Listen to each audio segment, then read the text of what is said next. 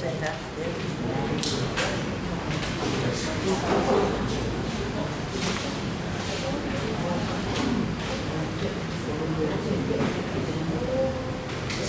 selamat malam Bapak Ibu Saudara sekalian. Shalom. Mari kita mulai doa malam Mandarin pada malam hari ini. Kita satukan hati kita.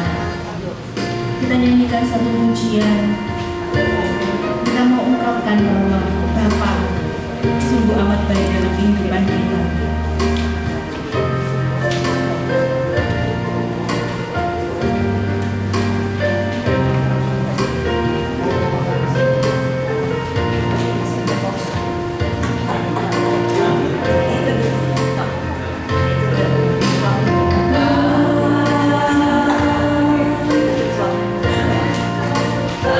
Engkau sungguh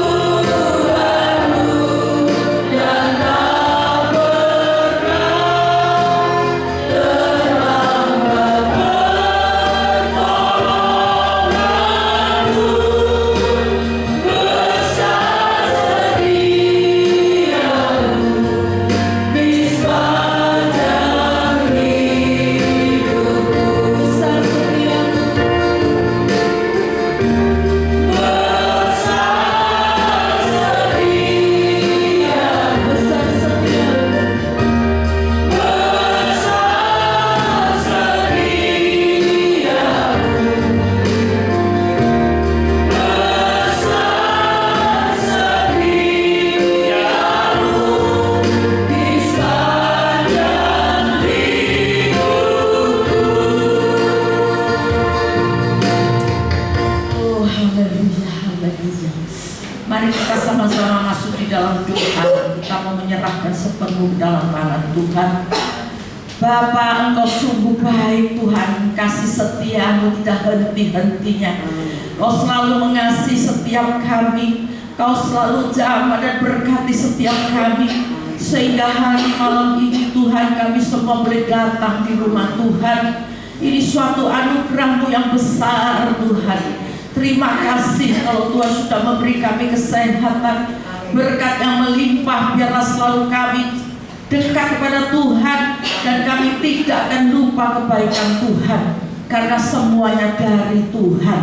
Terima kasih Tuhan, terima kasih. Malam hari ini kami boleh menyerahkan sepenuhnya Tuhan, doa malam dari awal sampai pertengahan sampai akhir. Di dalam nama Yesus Tuhan, urapi semuanya, baik yang pujian, baik yang naik musik, baik yang firman, baik kami yang datang, semua diberkati Tuhan. Satu persatu Tuhan jamah dan Tuhan lawat. Terima kasih Tuhan. Biarlah Tuhan kalau memberi kami nafas, biarlah kami mau balas cinta Tuhan. Kami tidak ingin Tuhan gundul ketemu Tuhan, tetapi kami ingin Tuhan membawa jiwa-jiwa datang kepada Tuhan. Kami ingin membalas kasih-Mu yang besar Tuhan. Biarlah Tuhan saluran berkat yang Tuhan berikan pada kami, kami salurkan pada saudara-saudara semua. Oh Tuhan, tolong Tuhan yang di dalam keperluan, yang di dalam sakit penyakit, yang di dalam segala macam Tuhan perkara, kami hanya bisa tangis di bawah kaki-Mu, karena pertolongan-Mu itu luar biasa. Tuhan baik buat anak-anak-Mu Tuhan. Terima kasih Tuhan Yesus. Biarlah Tuhan kami boleh berbuah-buah di dalam Engkau.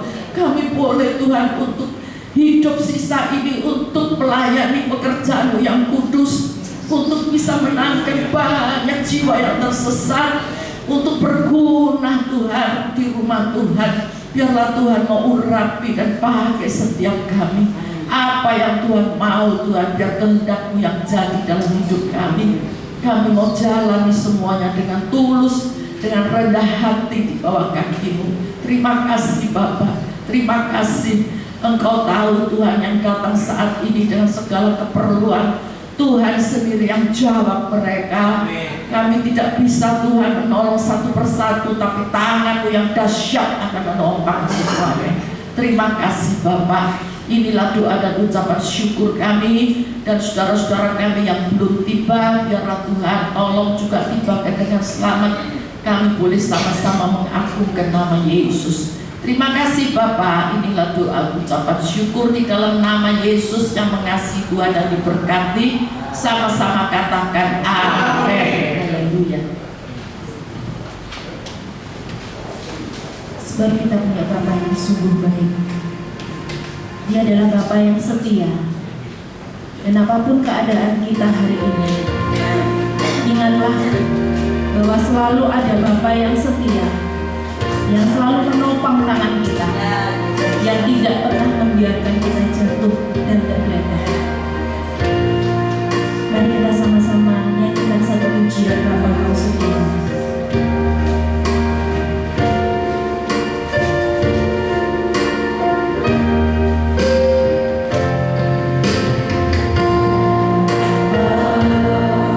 Kau setia, Bapa.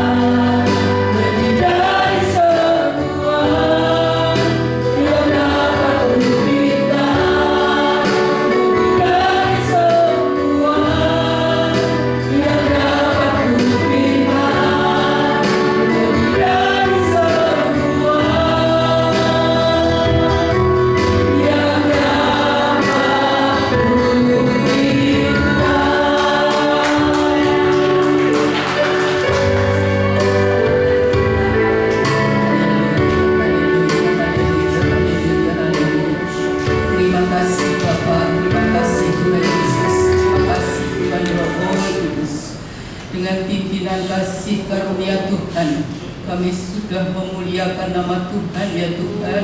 Kami sudah menyembah Tuhan. Terima kasih dengan kehadiran Tuhan di tengah-tengah jemaat di sini Tuhan. Terima kasih dengan urapan Tuhan. Hamba-Mu menyerahkan dalam tangan-Mu Tuhan. Doa malam ini dalam tangan pimpinan Tuhan.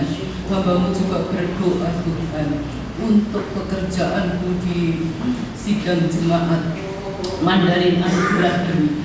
Urapan-Mu, kasih setia-Mu menyertai mengurapi kami sekalian ya Tuhan, di dalam kesetiaan, terus setia di dalam melayani Tuhan, karena Tuhan lebih dulu setia untuk kami sekalian. Terima kasih Bapa, terima kasih Tuhan Yesus, terima kasih Tuhan Roh Kudus. Malam hari ini Tuhan, hamba berdoa untuk pekerjaan-Mu di sidang jemaat Mandarin Anugerah, di dalam pelayanan minggu depan Tuhan. Urapan-Mu, hadirat-Mu menguasai di dalam ibadah minggu depan Tuhan. Dengan kasih karunia Tuhan, berkati ibadah Mandarin Anugerah minggu besok itu Tuhan. Dengan urapan Tuhan, hadirat Tuhan memenuhi. Tuhan kirim jemaat-jemaat Tuhan, anak-anak Tuhan sesetia di dalam beribadah kepada Tuhan. Tuhan memberkati pelayanan-pelayanan kami di dalam setiap aktivitas Tuhan. Tolong Tuhan berkati, pimpin Tuhan setiap pelayan-pelayan yang Tuhan sudah percayakan untuk melayani pekerjaan hari Minggu di dalam sidang jemaat di Anugerah Mandarin Anugerah Tuhan. Tolong Tuhan, kuserahkan dalam tangan Tuhan penyertaan-Mu di dalam hamba-hamba-Mu yang bertugas hari Minggu besok Tuhan, baik di dalam hamba-hamba-Mu yang melayani di dalam penerima tamu, di dalam pemerhati, mereka yang melayani di dalam tim musik, mereka yang melayani di dalam memuji, singer, song leader. Tuhan memberkati juga pendoa-pendoa. Tuhan memberkati kolektan yang bertugas kolektan. Tuhan memberkati dan mengurapi pada yang bertugas di multimedia. Tuhan memberkati juga yang membawakan firman-Mu. Tuhan tolong semuanya Tuhan, sehingga Tuhan benar-benar kami merasakan hadirat Tuhan di dalam ibadah besok minggu itu. Tuhan memberkati Tuhan setiap aktivitas di dalam yang dilakukan oleh Tuhan anak-anak-Mu Tuhan. Tuhan memberkati pemimpin kami di dalam Bapak David Liu dan Ibu Julian Tuhan, di dalam memimpin sidang-Mu ini Tuhan, dengan pimpinan Tuhan, kasih karunia Tuhan mengurapi supaya kami tetap bersatu di dalam Tuhan, di dalam pelayanan ini Tuhan. Terima kasih, kuserahkan dalam tangan Tuhan. Tuhan memberkati juga Tuhan GBBS Pusat dan cabang-cabangnya di dalam pelayanannya sebagai gereja yang misioner Tuhan. Dan Tuhan tolong Tuhan untuk acara minggu depan penyelaman rohani, Tuhan tolong berjalan dengan baik dengan pimpinan Tuhan. Kuserahkan semuanya dalam tangan-Mu, pekerjaan-Mu di mana saja Tuhan tolong, cabang-cabang GPPS dimanapun Tuhan memberkati, banyak jiwa yang diselamatkan melalui pekerjaan-Mu ya Tuhan. Kuserahkan semuanya dalam tangan Tuhan. Hamba-Mu juga mendoakan untuk kota Surabaya di mana kami bertempat tinggal Tuhan. Tuhan memimpin Pak Eri dan staf-stafnya di dalam mengatur dan memimpin kota ini dengan hikmat pimpinan Tuhan, sehingga Surabaya aman, sebagai damai. Tidak ada hal-hal kerusuhan di kota Surabaya, ada kesatuan antar umat beragama Tuhan. Kami ada kebebasan, kami anak-anak-Mu beribadah kepada Tuhan. Kuserahkan dalam tangan Tuhan. Hamba-Mu menyerahkan juga Tuhan untuk Indonesia dalam tangan Tuhan. Tuhan tolong Tuhan, persiapan pemilu berjalan dengan lancar dengan pimpinan Tuhan. Tidak ada kerusuhan, tidak ada keributan, tidak ada Tuhan hal-hal yang membuat kerusuhan negara ini Tuhan. Tuhan memilih presiden yang benar-benar dipilih oleh Tuhan yang bisa mengatur negara ini menuju Indonesia maju Tuhan, dengan zaman Tuhan, dengan keamanan di mana-mana Tuhan. Anak-anakku boleh beribadah dengan sungguh, dengan bebas, tidak ada gangguan-gangguan, tidak ada tindak-tindak kekerasan atas rumah-rumah ibadahku ya Tuhan. Kami sehingga kami boleh tenang, aman, memuji, memuliakan nama Tuhan.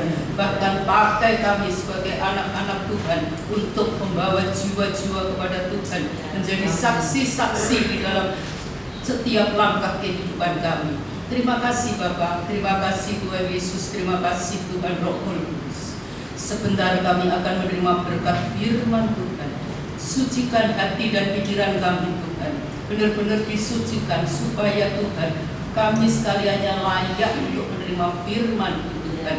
Latahkan segala kuasa kegelapan yang mengganggu jalannya firman Tuhan. Tuhan memberkati hamba-Mu yang Tuhan sudah persiapkan untuk menyampaikan firman-Mu di dalam doa malam ini Tuhan. Bahkan Tuhan juga memberkati kami sekaliannya yang menjadi penerima firman Tuhan, sehingga yang melayani dan dia dilayani sama-sama diberkati firman Tuhan, dan kami bisa melakukan firman Tuhan sesuai dengan kehendak Tuhan. Terima kasih Bapa, terima kasih Tuhan Yesus, terima kasih Tuhan Roh Kudus. Dalam nama Tuhan Yesus Kristus, hamba boleh serahkan doa ini, dan hamba boleh sambut firman Tuhan dalam nama Tuhan Yesus Kristus. Haleluya. Amin. Amin.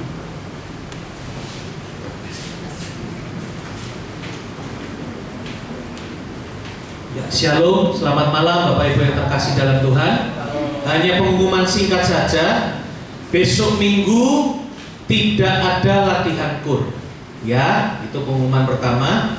Yang kedua, besok Minggu adalah minggu ketiga, yaitu Minggu Diakonia.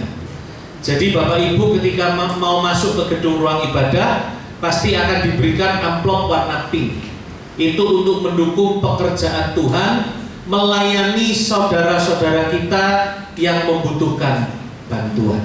Ya, Bapak Ibu dapat mempersiapkan dari rumah supaya besok Minggu semuanya dapat menjadi berkat. Amin. Puji Tuhan, malam hari ini kita akan dilayani oleh Bapak Pendeta Suhendro. Waktu dan tempat saya persilakan.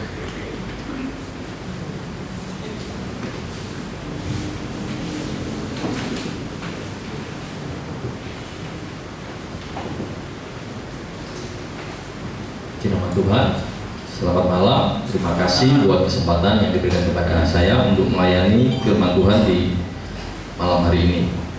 Ya, ketika kita mendengar satu cerita tentang perkataan seorang pendeta yang ada di Amerika mengatakan bahwa ada 3 pencuri sukacita yang paling utama, yaitu kecemasan, stres, dan ketakutan. Ketiga hal inilah yang seringkali bisa berhasil merampas sukacita dari diri kita dan menggantikan suasana hati kita menjadi tidak ceria, tidak bisa tenang, dan tidak bisa bahagia. Masalahnya, jika hal ini dibiarkan terus di dalam kehidupan kita, maka kita akan benar-benar kehilangan sukacita. Di sini kita bisa melihat bahwa seseorang kehilangan sukacita akan mempengaruhi kesehatan, akan mempengaruhi hal-hal yang ada di dalam kehidupan kita, termasuk janji Tuhan dalam hidup kita. Di malam hari ini kita mau belajar untuk merenungkan satu kebenaran firman Tuhan dari satu kehidupan tokoh yang ada di dalam Alkitab, dimana kalau kita renungkan, raja ini sebenarnya mengawali kehidupannya dengan sukses. Dia secara perlahan-lahan membangun imannya, percaya kepada Tuhan melalui ketaatannya. Tetapi kembali lagi, pencuri sukacita itu datang menghimpit imannya, sehingga di dalam kehidupannya kehilangan sukacita. Dan di sini kita mau belajar di dalam 2 Tawarik pasal yang ke-14.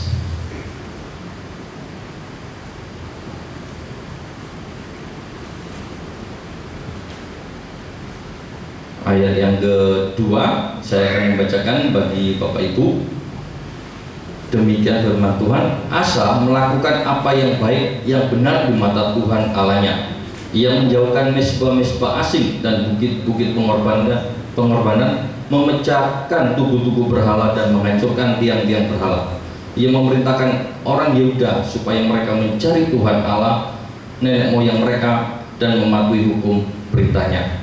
Di sini kita bisa melihat awal kehidupan Raja Asa, Raja Yehuda yang memerintah di Yerusalem selama 41 tahun. Satu pemerintahan yang cukup lama, hampir sama dengan Daud 40 tahun. Ketika kita membaca di dalam Alkitab ini, nama Raja Asa ada di dalam 1 Raja-Raja pasal yang 15 juga. Di sini kita bisa melihat di dalam awal kehidupan Raja Asa, di tahun-tahun pertama dia memerintah, Tuhan memberikan keamanan yang luar biasa. Dan kita bisa melihat kehidupan Raja Asa memiliki karir yang sangat luar biasa, di mana sebagai keturunan Raja Daud, Raja Asa mau melakukan pekerjaan yang sungguh-sungguh benar di hadapan Tuhan. Apa yang tertulis di dalam ayat yang kedua, Asa melakukan apa yang baik dan benar di mata Tuhan. Berarti dengan sungguh-sungguh Asa ini melakukan tugasnya sebagai seorang raja, dan dia mau membawa umatnya datang kepada Tuhan dan menjauhkan segala bentuk berhala. Dan di sini kita bisa melihat apa yang dilakukan oleh Asa sungguh-sungguh sangat luar biasa. Di sini kita bisa melihat di tahun pertama pemerintahan Raja Asa, 10 tahun ini adalah sesuatu yang sangat luar biasa. Dia 10 tahun membersihkan apa yang ada di dalamnya. Semua bentuk-bentuk penyembahan berhala dijauhkan. Bahkan ibu surinya yang melakukan penyembahan berhala dipecat dari jabatan ibu suri. Di sini kita bisa melakukan bahwa Raja Asa melakukan yang benar dari dalam, membereskan di dalam apa yang tidak baik, semuanya dibenarkan. Ini yang dilakukan oleh Raja Asa. Di tahun yang kedua, kalau kita membaca di dalam ayat yang ke-9, dikatakan demikian, Sera orang Ethiopia itu maju berperang melawan mereka dengan tentara sebanyak 1.000.000 orang dan 300 kereta. Ia sampai ke Maresa. Lalu Asa maju menghadapi mereka, mengatur barisannya perang di lembah Sefanya dekat Maresa. Kemudian Asa berseru kepada Tuhan Allah, ya Tuhan, selain daripada Engkau tidak ada yang dapat menolong yang lemah terhadap yang kuat. Tolonglah kami ya Tuhan Allah kami, karena kepadamulah kami bersandar, dan namamu kami maju melawan pasukan yang besar jumlah ini. Ya Tuhan, Engkau Allah kami, jangan biarkan seorang manusia mempunyai kekuatan untuk melawan Engkau. Di sini kita bisa melihat begitu besar iman yang dimiliki oleh Asa ketika dia melawan Raja Ethiopia. Di sini kita bisa melihat tahun yang ke-11 sampai tahun ke-35 dia memerintah. Raja Asa diizinkan untuk memperoleh ujian imannya. Di dalam ketenangannya tiba-tiba ada tentara yang mau menyerang, musuh yang datang, dan di sini kita bisa melihat jumlahnya 1 juta tentara yang begitu banyak datang menyerang. Tetapi di sini kita bisa melihat iman yang dimiliki oleh Asa adalah sangat luar biasa. Dia mampu dan dia berseru kepada Tuhan, sehingga Allah memberikan kepada Asa kemenangan yang telak, kemenangan yang sangat luar biasa. Dan di sini kita bisa melihat apa yang dilakukan oleh Asa ketika di dalam kehidupannya, di dalam memerintah awal-awalnya. Kita bisa melihat dia sungguh-sungguh hidup benar, memiliki iman yang kuat kepada Tuhan. Dia berani menghadapi tentara dari Ethiopia. Dan di sini kita bisa melihat hal yang sangat luar biasa. Tetapi kalau kita membaca di dalam pasal yang ke-16, di dalam ayat yang pertama, kita bisa melihat di tahap akhir pemerintahan Asa. Dan kita bisa melihat di sini, pada tahun ke-36 pemerintahan Asa, majulah Baasa, Raja Israel, hendak berperang melawan Yehuda. Ia memperkuat Rama dengan masuk mencegah lalu lintas kepada Asa, Raja Yehuda. Lalu Asa mengeluarkan emas dan perak dari perbendaharaan rumah Tuhan, dari perbendaharaan rumah raja, dan mengirim kepada Ben-Hadad Raja Aram diam di Damsyik dengan pesan, ada perjanjian antara aku dan engkau, antara ayahku dan ayahmu, ini kukirim emas perak kepadamu, marilah batalkanlah perjanjianmu dengan Baesa Raja Israel supaya ia mundur daripadaku. Ketika Asa diberkati oleh Tuhan memimpin kurang lebih sampai di tahun ke-35, Asa begitu hebat. Tetapi di tahun yang ke-36 kita bisa melihat ada perubahan yang dialami oleh Asa. Dia mengalami perubahan yang tidak dialami di dalam ayat yang di pasal yang ke-14 tadi. Di ayat yang ke-9 dia berani berdoa kepada Tuhan meminta pertolongan. Tetapi ketika dia diserang oleh bangsa Israel, Raja Baesa, dia tidak lagi datang kepada Tuhan. Justru dia apa yang dilakukan? Mengeluarkan emas dan perak dari perbendaharaan rumah Tuhan. Dengan ini kita bisa melihat satu kehidupan yang nyata yang sering kali terjadi di dalam kehidupan kita. Kita kadang-kadang memiliki iman yang kuat, kita hidup benar, tetapi ada satu proses yang Tuhan izinkan di mana kita bisa berubah, tidak melibatkan Tuhan. Dan di sini kita bisa melihat apa yang dilakukan oleh Asa sungguh-sungguh terjadi. Asa tidak lagi berdoa kepada Tuhan. Dia langsung menggunakan pikirannya. Dia menggunakan politiknya. Karena dia sebagai seorang raja yang berpengalaman di dalam 35 tahun dia memerintah, dia berpikir dengan cara seperti ini pasti selesai. Memang selesai pada saat itu. Tetapi itu bukan menyelesaikan masalah yang seperti yang Tuhan berikan, di mana Ethiopia tidak lagi menyerang dan tidak lagi mengganggu. Di sini kita bisa melihat yang dilakukan oleh Asa, ternyata dia melakukan perubahan kehidupan. Di masa akhir, di masa usianya yang sudah lanjut juga, ternyata dia mulai mundur kerohaniannya, bahwa dia tidak bisa melihat mujizat yang begitu besar, tidak mengubah imannya untuk tetap percaya kepada Tuhan. Pertolongan yang begitu besar yang sudah Tuhan tunjukkan di dalam ayat yang ke-14, bukti bahwa Tuhan itu menyertai dan memberkati. Tetapi ketika ada masalah yang hampir sama, namun dia bisa berubah, tidak mengambil sikap yang benar. Di sini kita bisa melihat ketika menghadapi ancaman dari Raja Israel, kita bisa melihat respon Asa, di mana dia membuat dirinya merasa takut. Dia sudah merasa terdesak, khawatir, stres. Itu yang sudah menguasainya. Karena begitu nyaman, tiba-tiba ada satu masalah datang, dia sudah merasa tidak tenang dalam hidupnya. Karena mengalami tekanan yang tidak tenang dalam hidupnya, sehingga dia melakukan tindakan yang salah. Tindakan yang salah inilah yang dia lakukan. Yang pertama, dia tidak mengandalkan Tuhan. Asa tidak mengandalkan Tuhan di dalam mengatasi rasa takutnya. Asa tidak mengandalkan Tuhan ketika dia menghadapi tantangan peperangan yang dihadapi melawan Raja Israel, yaitu Raja Baesa. Dia tidak mengandalkan Tuhan. Justru kita bisa melihat apa yang dilakukan oleh Asa, memilih untuk meminta pertolongan dan bersandar kepada Raja Aram. Raja Aramnya diberi emas dan perak, sedangkan itu sebetulnya tidak boleh. Kenapa saya katakan tidak boleh? Karena Raja Asa berani mengambil apa yang menjadi milik Tuhan. Dia mengambil dari perbendaharaan rumah Tuhan, yang seharusnya tidak boleh diberikan kepada Raja Aram, di mana Raja Aram adalah musuh bangsa Israel. Dia mengeluarkan emas dan perak dari rumah Tuhan, lalu dia juga mengambil juga perbendaharaan dari rumah raja dan mengirimkan kepada Raja Aram. Satu tindakan yang sudah benar-benar kelewat batas, sudah tidak melibatkan Tuhan, mengambil uangnya Tuhan. Dan di sini kita bisa melihat apa yang dipikirkan oleh Asa ketika dia berdasarkan atau mengandalkan kekuatannya kepada manusia, karena dia berpikir bahwa politik yang dia gunakan adalah cara yang cepat dan aman. Nah, seringkali kita juga ingin melakukan hal yang sama. Ketika kita punya masalah, kita mau menyelesaikan dengan cepat, dengan aman, dengan cara yang pernah kita lihat, pernah yang kita lakukan dengan cara seperti ini. Tetapi kalau kita perhatikan, justru disinilah merupakan awal bencana besar bagi kehidupan Asa. Kita boleh belajar dari satu kehidupan yang dialami oleh Asa. ketika Asa ini salah, bukan berarti Tuhan itu tidak sayang.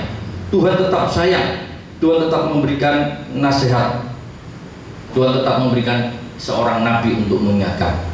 Nah, kita bisa membaca di dalam ayat yang ke-7 dikatakan demikian di pasal yang ke-16. Pada waktu itu datanglah Hanani pelihat itu kepada Asa raja Yehuda. Katanya kepadanya, karena engkau bersandar kepada raja Aram dan tidak bersandar kepada Tuhan Allahmu, oleh karena itu terluputlah tentara raja Aram dari tanganmu. Bukankah tentara orang Ethiopia dan Libya besar jumlahnya, kereta dan orang berkudanya sangat banyak? Namun Tuhan telah menyerahkan mereka ke dalam tanganmu karena engkau bersandar kepadanya. Karena mata Tuhan menjelajah seluruh bumi untuk melimpahkan kekuatannya kepada mereka yang sungguh hati terhadap Dia. Dalam hal ini engkau telah berlaku bodoh, oleh sebab itu mulai sekarang engkau akan mengalami peperangan. Di sini kalau kita renungkan sejenak bahwa apa yang dilakukan oleh Asa ternyata mempunyai dampak yang besar dalam kehidupannya. Di masa tuanya seharusnya dia mengalami kedamaian, justru di masa tuanya dia menghadapi peperangan. Satu pesan dari Nabi Hanani, supaya Asa bisa memperbaiki kesalahannya, supaya Asa tidak melakukan kesalahan yang sama. Tetapi apa yang dilakukan oleh Asa, justru dia tidak berterima kasih diingatkan. Terkadang dalam hidup kita juga pernah diingatkan oleh orang-orang yang lebih senior, orang-orang yang lebih tua, orang-orang yang lebih rohani, mengingatkan kita ketika kita salah. Seharusnya kita berterima kasih, kita diingatkan, karena tidak semua orang itu mau mengingatkan. Apalagi zaman sekarang, zamannya sudah cuek, kadang-kadang orang nggak mau tahu. Tetapi kalau hari ini, kalau masih ada orang-orang yang masih memberikan kita nasihat, orang tua kita, orang rohani kita, pembina rohani kita patut bersyukur karena dia masih memperhatikan kita. Apa yang dilakukan oleh Hanani adalah satu pesan dari Tuhan untuk mengingatkan kepada Asa supaya Asa kembali kepada jalan Tuhan. Ada kesempatan untuk bertobat kembali ke jalur yang benar. Tetapi kalau kita lihat di dalam ayat yang ke-10, sikapnya Asa seperti ini. Maka sakit hatilah Asa karena perkataan pelihat itu, sehingga ia memasukkan ke dalam penjara, sebab memang ia sangat marah terhadap dia karena perkara itu. Pada waktu itu Asa menganiaya juga beberapa orang dari rakyat. Jadi kalau kita lihat kesempatan Asa untuk berbuat lebih baik, ternyata tidak dilakukan, tetapi dia justru melakukan hal yang lebih jahat. Dia memperlakukan hamba Tuhan ini dengan tidak baik, memasukkan di dalam penjara. Satu sikap yang sangat ironi dengan kehidupan pertama kalinya, di mana dia menghormati Tuhan, membawa umat Tuhan untuk mencari Tuhan. Tetapi di saat ini kita bisa melihat bahwa Asa sudah terlanjur sesat, menjadi sesat, dan menjadi sesuatu yang sangat luar biasa kejahatannya, memasukkan hamba Tuhan dan menganiaya jemaatnya. Dan di sini kalau kita lihat apa yang dilakukan oleh Asa, ketika dia melakukan tindakan seperti ini, ternyata Tuhan tidak diam. Justru di sini kita bisa melihat bahwa tindakan yang Tuhan tunjukkan kepada Asa, kita bisa membaca di dalam ayat yang ke-12. Pada tahun ke-39 pemerintahnya, Asa menderita sakit pada kakinya yang kemudian menjadi semakin parah. Namun dalam keadaan sakitnya itu ia tidak mencari pertolongan Tuhan, tetapi pertolongan tabib. Jadi kalau kita lihat ketika dia sudah mengalami sakit, dia tidak mencari Tuhan, tetapi mencari tabib. Di sini kita bisa merenungkan satu perenungan yang cukup mendalam bahwa Asa tidak lagi mengandalkan Tuhan. Ketika dia mengalami begitu ada masalah, dia tidak mencari Tuhan. Dan ini bisa menjadi satu perenungan dalam hidup kita. Ketika kita mengalami masalah dalam hidup kita, siapa yang kita andalkan? Seringkali kita mau merenungkan sejenak siapa yang kita andalkan. Kadang-kadang kita pasti akan berpikir kita akan cari orang dulu. Kita nggak mau berdoa kadang-kadang. Nah, di malam hari ini kita mau diingatkan, bahwa kita mau mengandalkan Tuhan terlebih dahulu di dalam hidup kita.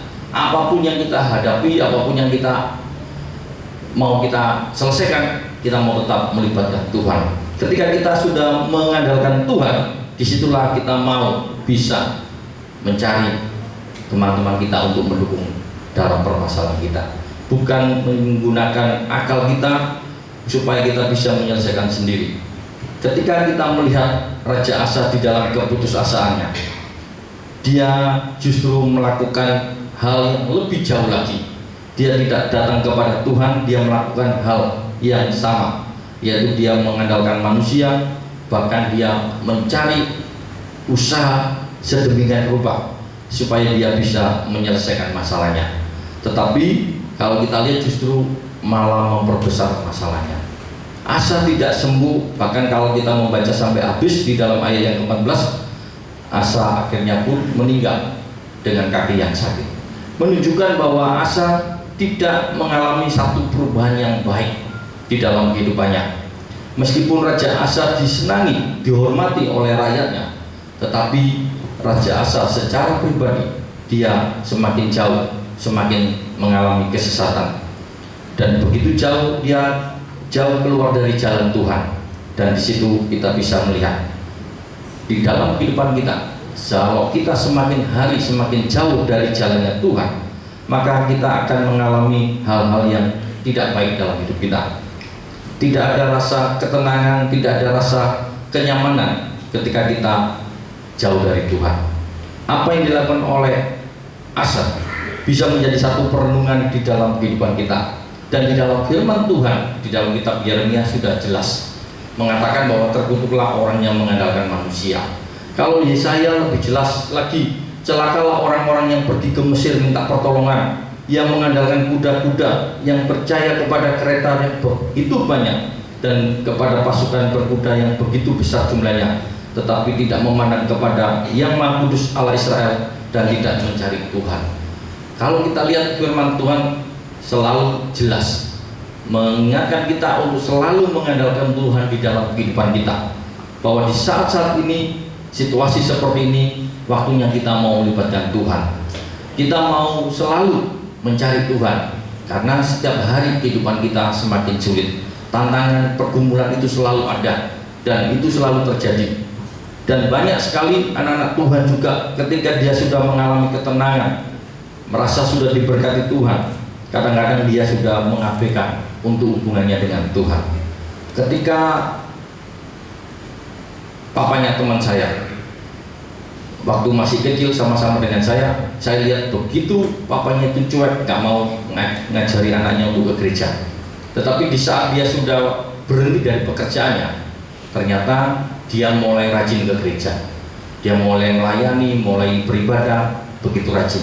Tetapi ketika sudah lewat masa dia rajinnya kurang lebih 7 tahun, ternyata dia kembali lagi, merasa dia sudah memperoleh berkat, sudah merasa nyaman, ternyata dia nggak mau lagi beribadah.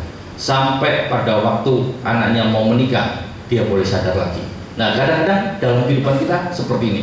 Ketika kita sudah nyaman, ketika kita sudah enak, kadang-kadang kita meluangkan waktu untuk Tuhan semakin jauh. Di malam hari ini kita mau belajar untuk selalu mengingat Tuhan dalam kehidupan kita. Kita mau mengandalkan Tuhan dalam kehidupan kita ketika kita menghadapi masalah. Jangan menggunakan kekuatan kita sendiri, jangan kita mencari akal kita untuk menyelesaikan masalah, tetapi kita mau melibatkan Tuhan di dalam kehidupan kita, memohon hikmat Tuhan di dalam setiap kehidupan kita.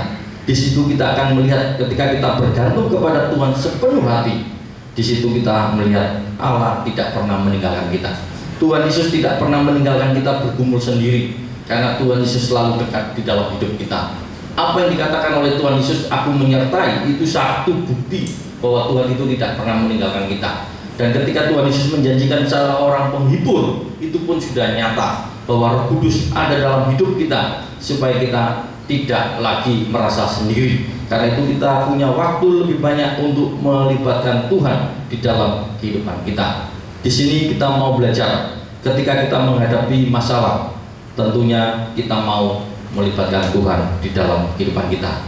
Jangan sampai kita mengambil satu jalan, akhirnya jalan itu menjadi jalan yang salah lagi.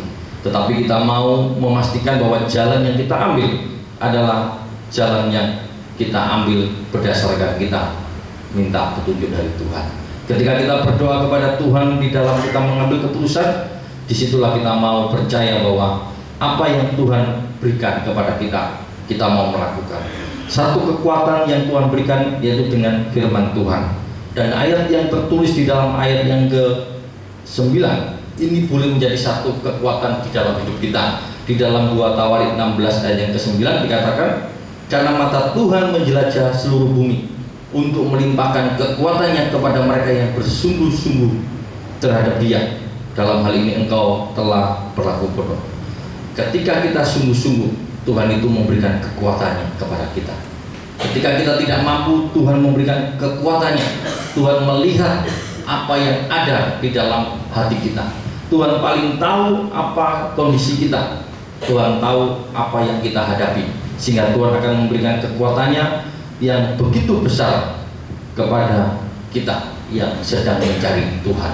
Karena itu kita mau sungguh-sungguh mencari Tuhan. Ketika kita menjadi orang yang sungguh-sungguh, berarti kita sadar diri bahwa hidup kita harus terus mencari Tuhan dan melakukannya dengan sungguh-sungguh. Dan diberkatilah orang yang mengandalkan Tuhan, itu yang dikatakan oleh Nabi Yeremia.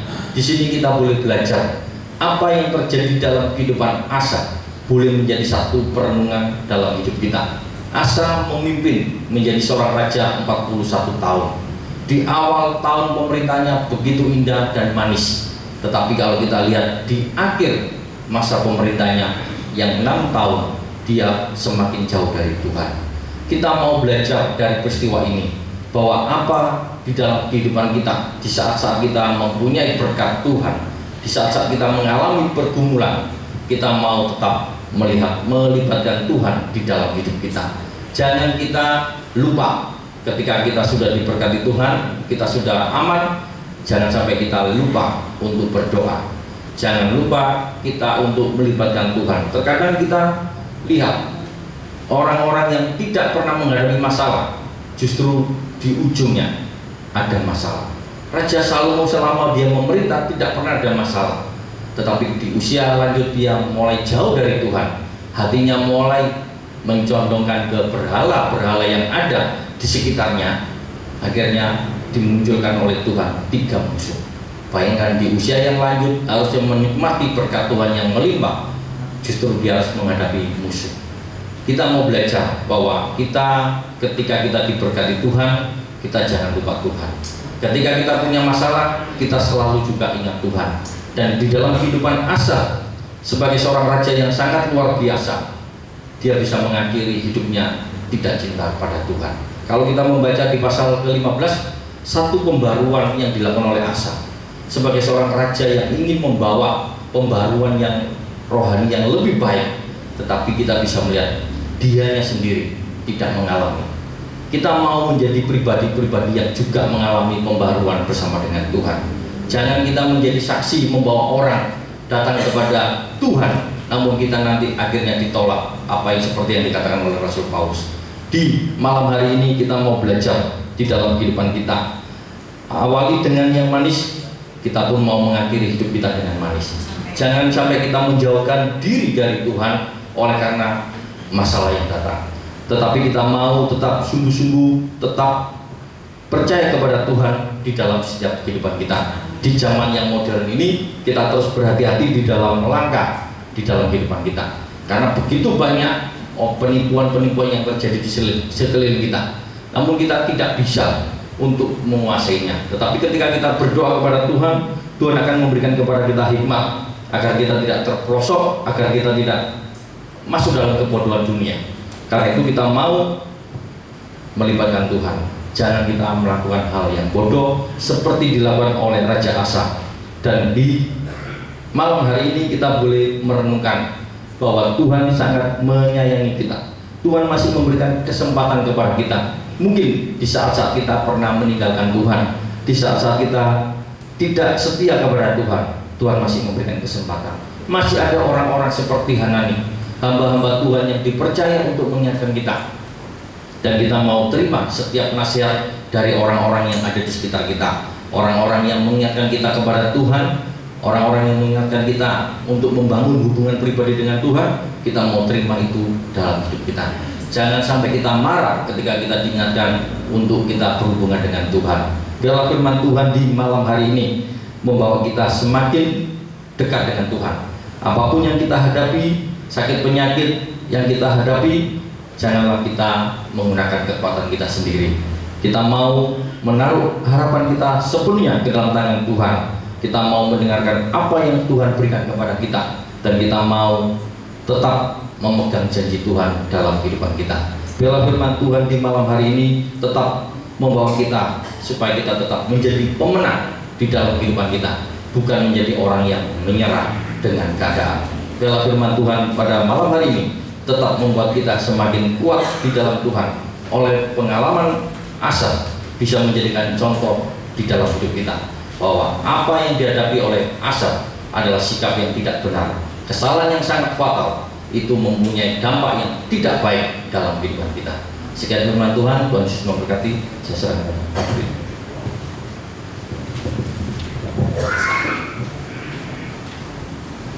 Puji Tuhan, kita sudah dengar kebenaran firman Tuhan yang disampaikan ya bersama Pak Hendro. Saya yakin dan percaya kalau jemaat Mandarin setia datang mencari Tuhan, maka Tuhan yang akan memimpin hidup kita mulai dari awal sampai kepada akhir. Tidak ada yang pada akhir hidupnya malah gak karu-karuan, itu tidak ada. Ya, jadilah hamba yang setia. Baru nanti engkau akan mendengar di pintu gerbang surga ada suara berkata, sabaslah hambaku yang setia. Amin. Puji Tuhan. Terima kasih Pak Hendro buat pelayanannya malam hari ini. Sekarang saya undang kita semua untuk bangkit berdiri. Kita akan mengakhiri ibadah doa malam Mandarin. Kita akan tutup dalam doa menutup. Tuhan, kami mengucap syukur kalau Tuhan sudah pimpin jalannya ibadah Mandarin dari awal hingga pada akhirnya. Kami boleh memuji, menyembah Tuhan. Kami bahkan juga sudah diberikan berkat kebenaran firman untuk menegur hidup setiap kami. Apabila kami boleh belajar dari seorang raja yang hidupnya setia di awal-awal pemerintahan dan hidupnya, tetapi di akhir dia mulai mencondongkan hatinya kepada yang lain selain daripada Tuhan. Kita mau belajar dari semuanya itu, supaya semua jemaat Mandarin ditemukan Tuhan setia sampai akhir. Maka sepanjang hidup kami akan melihat Tuhan memberkati hidup kami. Terima kasih Tuhan Yesus. Berkati hamba-Mu Pak Hendro yang sudah menyampaikan firman-Mu. Tambah-tambahkan roh hikmat marifat. Bukakan lebih lagi Tuhan pengenalan akan firman-Mu, sehingga dimanapun beliau melayani, di sana hamba-Mu menjadi berkat bagi yang dilayani.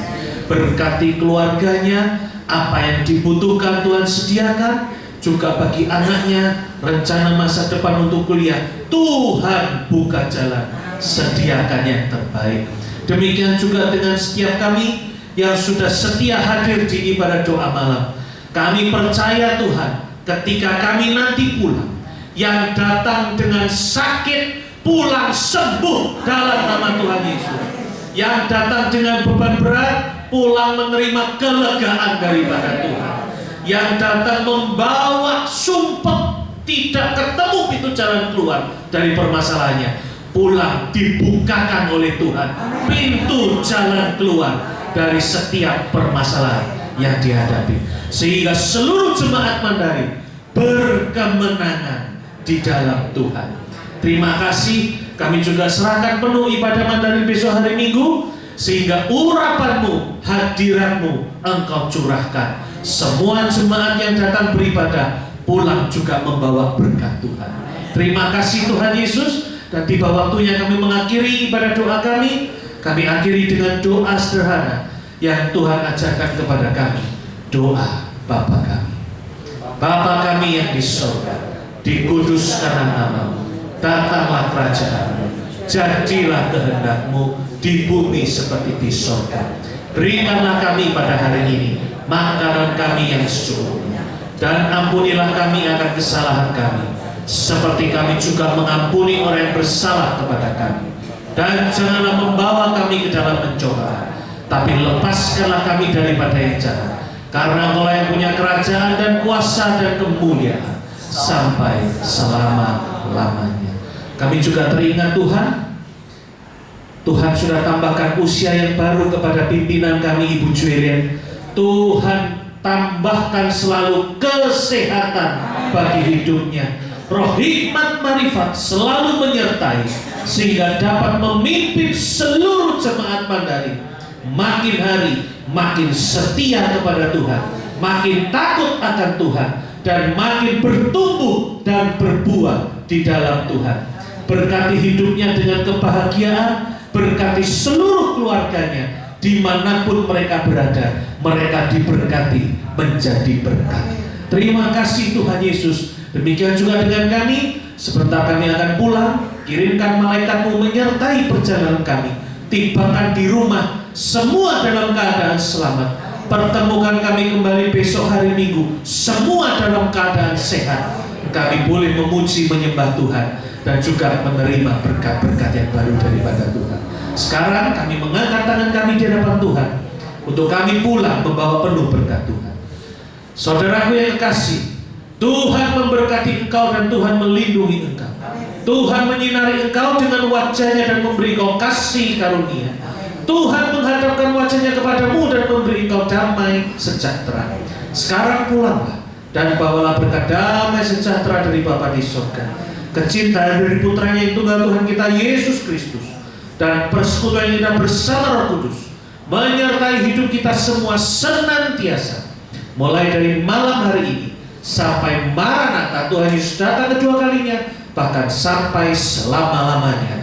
Terimalah semua berkat ini di dalam nama Tuhan Yesus Kristus. Yang percaya sudah diberkati Tuhan, mari sama-sama katakan amin. Terima kasih, Tuhan Yesus berkati.